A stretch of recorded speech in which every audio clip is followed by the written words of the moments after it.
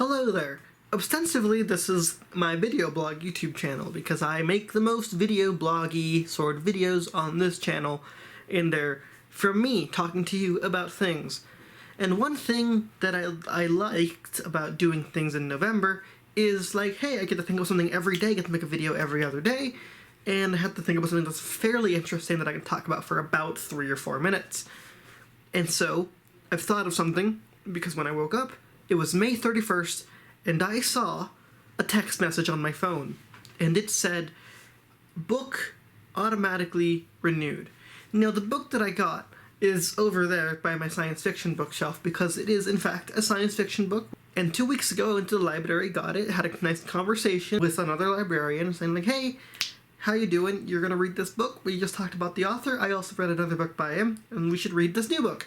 And so I checked it out first, and it's been 2 weeks, and I kind of feel bad that I haven't returned it yet, because I have made an agreement that I would return it, and as soon as I returned it, he would check it out.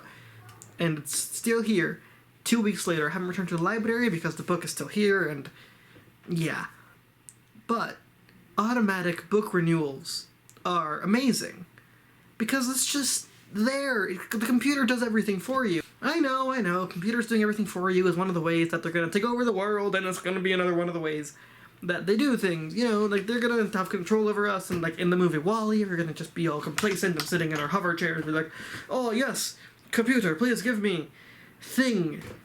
It's been a while since I've watched WALL-E. Aside from all that dystopian apocalyptic stuff, it's very useful, because if it hadn't been for that, I would have had to pay a small amount of money to keep the book another week to the library, because I hadn't finished reading it yet. I'm on part 3 now, so I'm almost at the end, but still, it's been 2 weeks. But, you know, things got in the way, life got in the way, there are things you need to do.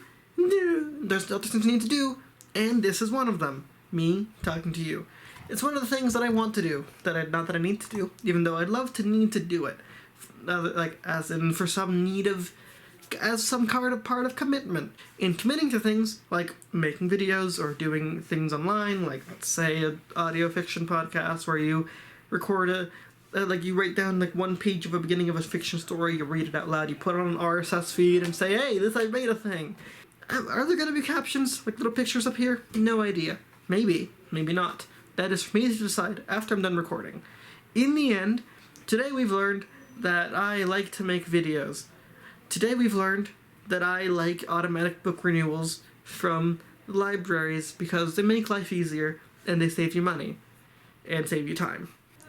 We've learned that I need to finish reading Hummingbird Salamander, the suspense fiction book. And then I've got some books on here that I need to read. Like, I'm gonna find it without even looking at it. Here's John Green's The Anthropocene Reviewed, came out like a week and a half ago. And I'm gonna read this one too.